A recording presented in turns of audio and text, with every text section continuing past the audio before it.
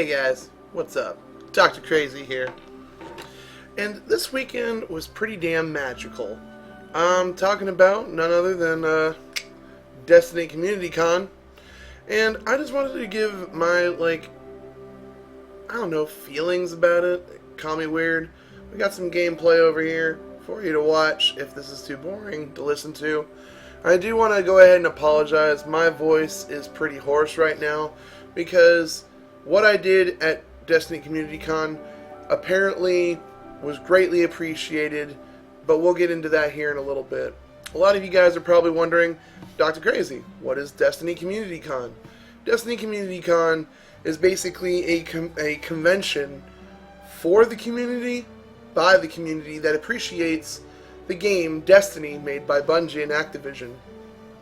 And this was pretty much spearheaded by the three directors of General Operations. That would be Professor Broman, King Ithalian, and the none other than K-Magic 101.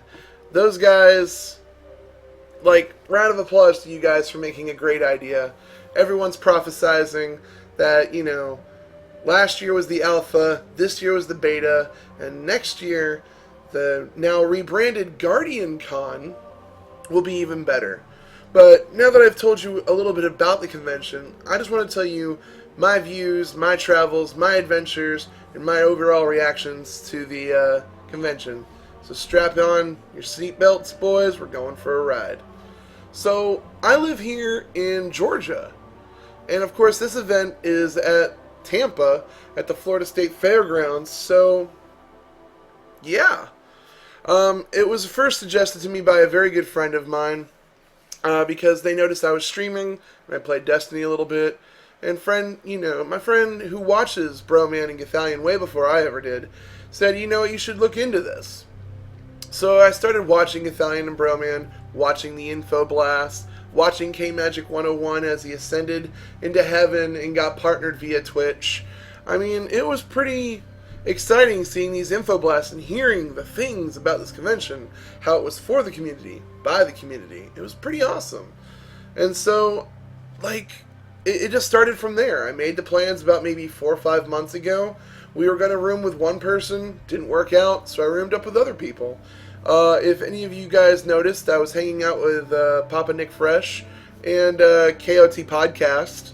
I was hanging out with those guys a lot. And that's pretty much what our, arrangement was. But more about my travel. I'm still here in Georgia, and I had to get all the way down to Tampa. I decided to drive down. A lot of folks, from creators to visitors, ended up flying in from places as far as Seattle, Northeast, from, someone even said Europe. I think Megany and Desiree? Someone's going to correct me on this in the comments below. But a lot of people have flown in from out of town for this event, for the community, by the community. And it was really cool. But the one story that I heard that has absolutely made my mind explode is someone came from New Zealand. You know who you are, and shout-outs to you, my friend. I hope you had safe travels, because going against the jet stream, that flight's going to take a little bit longer than what it did to take to get here. So, I was traveling down from Florida by myself, which I do not recommend to anybody. Traveling by yourself is both exhausting, mind-numbing, and very cost-effective.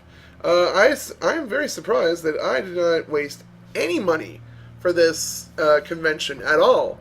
If anything, Papa Nick Fresh and KOT Podcast were very nice in covering, parking charges, miscellaneous drinks, rest stops. Those guys were really nice, so definitely, if you see them in chat, click their name and follow them, because they are worth it, absolutely worth it.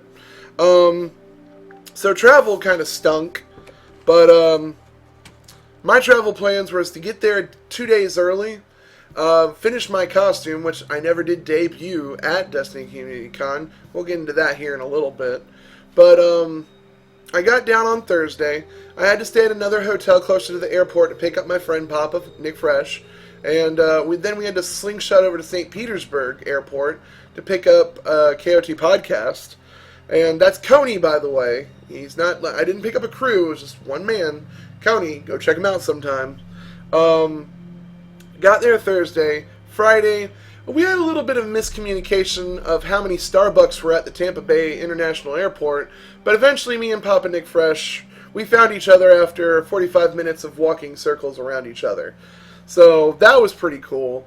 Again, really nice guy from Buffalo, New York. You should definitely go check out his channel.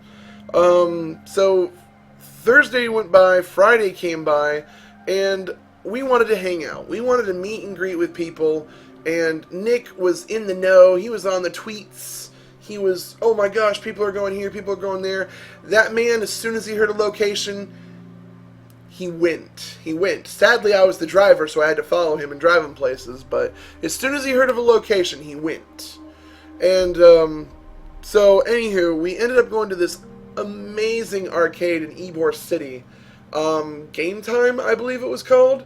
And we're going to have some meetups there once the community gets bigger for the Krazy Nation. But Ybor City has this Game Time arcade. And that's where I first met in person DeVoe, Uber Ginger, Legendary Ladman was even there, and many other names who I didn't quite get the formal introduction with, so I don't know who was there, but you guys know who you were. And we actually hanged out with those at the arcade was amazing. Its ticket redemption system, it was like what we have up here at Dave & Buster's, but better. I honestly liked all the arcade cabinets they had there way more than what we have at Dave & Buster's. So shout outs to those guys. Friday went by, and of course we heard other people were hanging out at other places. We were trying to get hot on the trail of Guardian Outpost. We wanted to find out where all the creators were going, because we all knew most of them were at Goth's housewarming party, and Twitch was VIP only. So, well, when you're a growing streamer, you're not on the VIP list, but what are you going to do? So, Friday breezed by. We bumped into King Koozie, Triple G TV, or Tripleg, yeah, it's Triple G. I don't know if there's a TV at the end of his name, but anyway, all these are great guys, and we went out and meet them. We went to an Irish pub that was apparently not where anyone was at because it was too overcrowded, and sure enough, the most fitting place we ended up at for Friday night was a place called Wing House. And for us here in the southeast in Georgia, this place was basically a Hooters with no limits, because literally their shorts showed a lot of cheekage there. And so Wing House, keep that dress code going. Yes. And then of course lots of people were there. We saw the Lad Man again. We saw Sean Bartley. I have his card around. I know I'm butchering his last name somewhere. Yeah, Sean Bartley, and Bell Bunny was there from another podcast I'm not very familiar with. Coney was all on top of the podcast crew and giving me introductions, but he was meeting people so fast it was making my head spin. So, anywho, but then out of nowhere, one of the community people from Bungie showed up, Cosmo. We were like, what? A wild Cosmo appeared. Everyone flipped their shit. I didn't know who this guy was. I just shook his hand. I said, I love what you do, man. You make the community buzz. You make it resonate. You fill them with excitement. Excuse me. But, yeah. So Friday night came to a close, and we had to go to bed. But I had one other thing I needed to finish on my costume that never did make it to the daylight of Destiny Community Con. I had one thing I wanted to finish before we had to be at our volunteer call of 7:30 in the morning. I went to bed at 2 a.m. that night. We woke up at, I couldn't get sleep. It was like 5:36 when I woke up, and I was like, fuck it. Decided to grab a shower.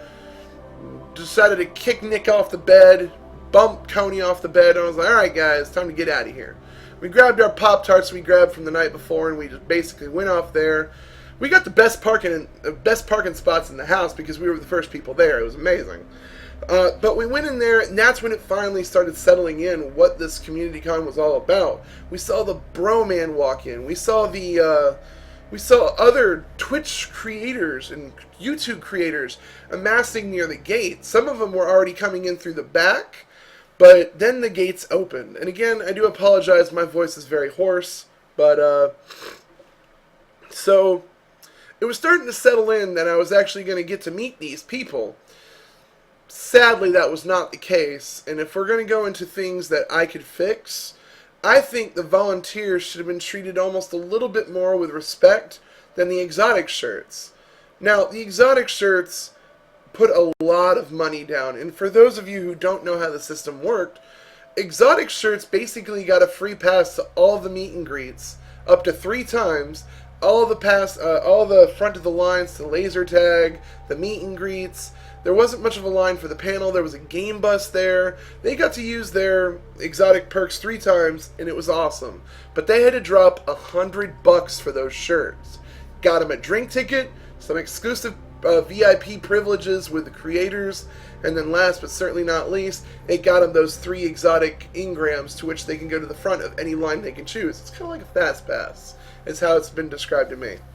Those guys, round of applause to you. You helped the kids, guys. Let's not forget that DestinyCon, all proceeds went to the St. Jude's Hospital. I forgot to mention that. All of it. All went to the St. Jude's Hospital, meaning Professor Gathalion. Yep, that's how late it is here. King Gathalion, K-Magic, Broman, none of those guys pocketed anything. They fundraised with their team of elite streamers. They fundraised $530,000. I'm going to let that number sink in. $530,000. All because of those streamers. And there we are. Like with that money being raised and known at that time, a big check was going to be presented at the end of the con. Like it was hype. It was hype being around all those guys. And so basically, I guess I need to hurry up with the story here a little bit. I want this to be like a long video, but not a super long video. That's why we're giving you the imagery over here. But so the morning came in, we registered, we met the horsemen that Kevin brought in to help with behind the scenes. There was Alex, there was Goldie George, there was a guy named Zach. All 3 of these guys were very, very helpful behind the scenes to make K-Magic 101's life very simplistic. Even though it was a very strenuous time for all 3 of those creators, they all came out looking like freaking champions. They did awesome. And so Zach, Alex, and George were the 3 main figures I noticed, but we got divided into our teams after we got our awesome volunteer t-shirts, and we all got divided into our teams. It was decided beforehand that I was going to be part of the box office team, and so some of you guys may have noticed me that I was the loud fat guy in a purple t-shirt screaming at all you guys. I was telling the exotics what they could do, I was telling the pre-reg people where they needed to line up, and then there were the walk-ins.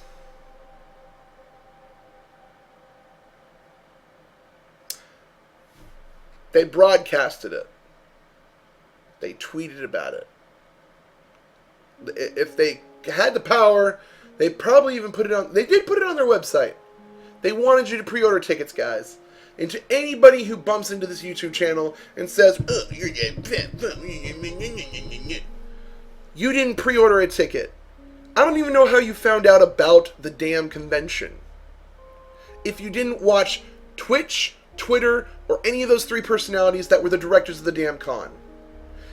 How in the world did you not find out about this con and not know that you had to pre-order a ticket and walk-ins were not guaranteed? Madness. Pure madness. Anywho, the walk-ins, aka the dummy line, that's why you were referred to as a dummy. Because K-Magic 101 specifically said, pre-order your tickets. Shirts do not get you in, apparel doesn't get you in, good looks doesn't get you in. The pre-register tickets guarantee you in. And that's what happened. At the end of the day, they had to turn away almost 1,600 people. And that broke everyone's heart, and that was the biggest letdown of the entire convention, that people had to be turned away because they didn't know. And hopefully that's another thing they can fix on, is pretty much how they can better convey this to the ignoramuses and the people that are under rocks. Because I feel like y'all, from the corners of the U.S., y'all were the most disappointed when y'all were turned away at the door. Because y'all traveled an absurd amount of miles, an absurd amount of hours, just to be at this one convention, and then to be told, we were at capacity. It had to have sucked. But moving on with my adventures, I, Dr. Krazy, I was on Team Box Office. I love all of you guys. I didn't get any of y'all's names, because I am horrible with names, but our two leaders were the waifus of K-Magic 101 and Professor Broman. Danielle and Amy, y'all did a fantastic job running that cash line. And I hope that my efforts outside made your jobs a lot easier. I don't know if they did or didn't, because I was outside taming the crowds, but more power. So anywho, I was the loud guy outside, basically telling you the rules, the regulations, high-fiving people, getting hype generated for this Destiny Community Con. And this is where some of you people loved me, and a lot of you people hated me. And really, I don't care what you think of me either way. You found this YouTube channel. Don't know how, but sure, whatever. But, so the day went on, and my voice was just broadcasting. Papa Nick Fresh was networking, and KOT Podcast was recruiting for his podcast channel. We all had a fantastic day. Speech impediments everywhere. We all had a fantastic day. And in the end, I got to meet Guardian Outpost. I got to see some awesome cosplayers. Mind you, we had a random Spider-Man show up, but there was a good Dead Orbit Warlock. There were two Iron Banner. There was a Hunter and a Titan Iron Banner team. There was a I want to say it was a Million Shader Titan. I don't know what it was, but it definitely had the Iron Banner helmet. And then there was a random Warlock wearing some unknown gear. I don't remember it off the top of my head. And then there was girls who face painted themselves to look like Awoken. There was so much cosplay. Well, I'm going to take that statement back. There was not a lot of cosplay. But one particular outfit really shined the most, and it showed the most creativity, and that was Miss Uber Ginger. Girl, if you're watching this video, I want you to know that little red Iron Champion dress you made, fucking perfect. You took what cosplay embodies, and that's creativity, and you did it. You actually put needle to thread, or however you did it. You did a wonderful job. All of the cosplayers did a wonderful job, but I believe Uber Ginger gets my seal of approval in terms of, best cosplay for the con, because everyone else can take a design or buy stuff from the internet, but Uber Ginger made her outfit from scratch, and heavy influences from the Hunter capes and all that stuff. Uber, if you're out there, round of applause to you, girl.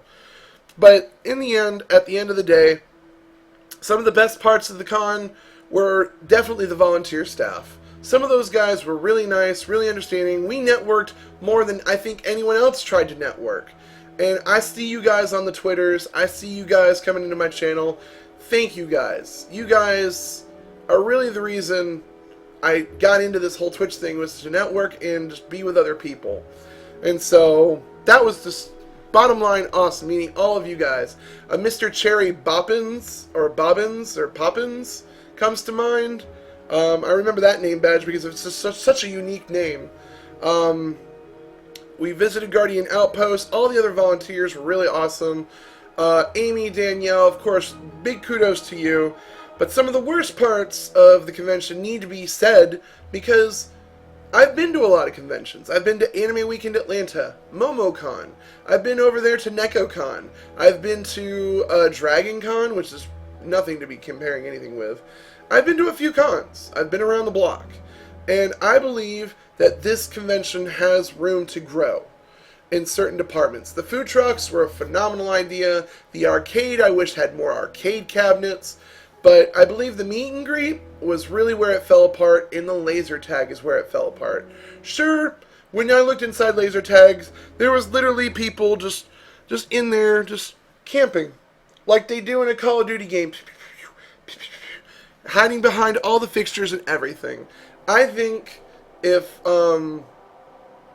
laser tags to be improved, y'all need to get an actual designer in there and make some stuff out of wood and carpet. Well, maybe not carpet, but wood and paint. Some actual carpentry skills.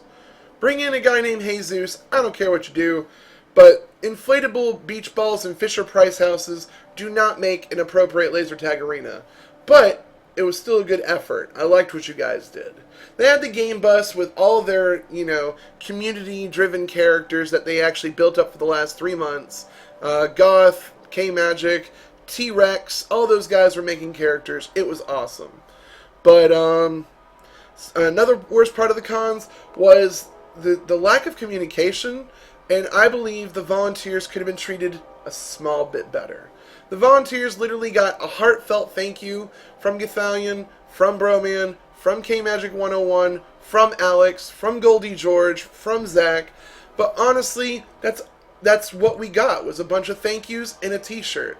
And I feel like the volunteers, for volunteering their time and not partaking in the con, I feel like they should have been offered a little bit more. Yes, they haven't been able to fulfill all of their alleged, promises for the volunteers, and that is still left to be, determined here in the months to come. But I believe, I don't know, maybe a personalized meet and greet before or after the con, before the after party, would have been very nice. Like, meet at a burger joint, meet at a pizza joint, meet at a bar, Cigar City Brewery, meet somewhere. Maybe not Disney World or Epcot. Save that for the Twitch creators and all the content creators. But I think the volunteers deserve something a little bit more than the thank you and the free t-shirt. I feel like, with it being a community con, I feel like the volunteers were a little bit segregated that way. But that's just my opinion. It's not the opinion of other volunteers. Costumes we already went over. Definitely shout-outs are needed to be given, like Papa, Coney, Uber, DeVoe, Desiree, Lady Face Shredder. Oh, I'm missing all these names. There's like a Ramez that was at lunch with us, Legendary Ladman. There was a Cephix. I'm butchering all these Twitch tag names, but if you guys are in here, make a comment, leave a link to your stuff, because you guys deserve it, because we're all trying to get to that great big partnership in the sky, and we gotta help out each other where we can. But guys, at the end of the day, the con had to close, and then the after party started. I personally did not care where the after party location was held. It was located across 3 bars, a pirate themed bar, and a karaoke bar, and something else. I don't know if it was under the same ownership, but at the end of the day, I didn't care for any of the DJs. I really didn't care for a lot of the atmosphere. I pretty much just camped up into a booth, and basically the ladies came to me. Literally, the ladies came to me. I had my water because I wasn't feeling it. I was going to be Papa's and Coney's designated driver, so I just drank nothing but water. But those guys had a blast. You'll have to ask their reviews on the after party, but I personally feel like it was too nightclubish and too partyish, and not really a decent late night meet and greet like I'm hearing that Goth's house got later that night after all that, because it felt like after the VIP treatment, everyone booked it and either went their own direction or went to Goth's house. That's kind of what I felt. Sure, Lucky and Buttwipe were there. Sure, there was a few other, Mr. Fruit, I think, was somewhere out there. A Vio was there. There were a few people just mingling. There was, Psychotic out there. There was a few guys mingling that were already, in there, but long story short, I feel like it was, The party, it quickly went from a Destiny community after party into a Tampa late night club scene. Way too quick. Way too quick. Saw some sexy, saw some scary, and just mind-boggling things at that after party. But I mean, that's just my opinions. But of course, after everything's said and done, we got to go home. And I say this last part because I don't want anyone else to suffer what I suffered. Um, I want you guys to understand full well that don't drive by yourself and don't drive a full 8-hour drive by yourself with little sleep after a night and after an awesome afternoon at Destiny Community Con. Guys, I drove home. I almost fell asleep at the wheel. I almost got into an accident 4 different times. If you're going to do this, prepare. And guys, you can probably turn off the video from here, but this is almost like a public service announcement. So let's just go through all the formalities with Destiny Community Con. It was awesome. I'm definitely going to go to Guardian Con next year. Shoutouts to K-Magic and Broman for, acknowledging that there were some volunteers that did a really damn good job in acknowledging them in their respective chats and streams. I go into Broman and Kevin's chat every now and then. I'm like, hey, chat, what's up? And those guys saw my name, and they said, hey, Dr. Krazy, you did an awesome job at Destiny Community Con. My wife, Danielle, must have said something to K-Magic, and Amy must have said something to Broman, because I was not expecting that from them, and they extended their hands in thanks, and that meant a lot to me. It meant a lot to me.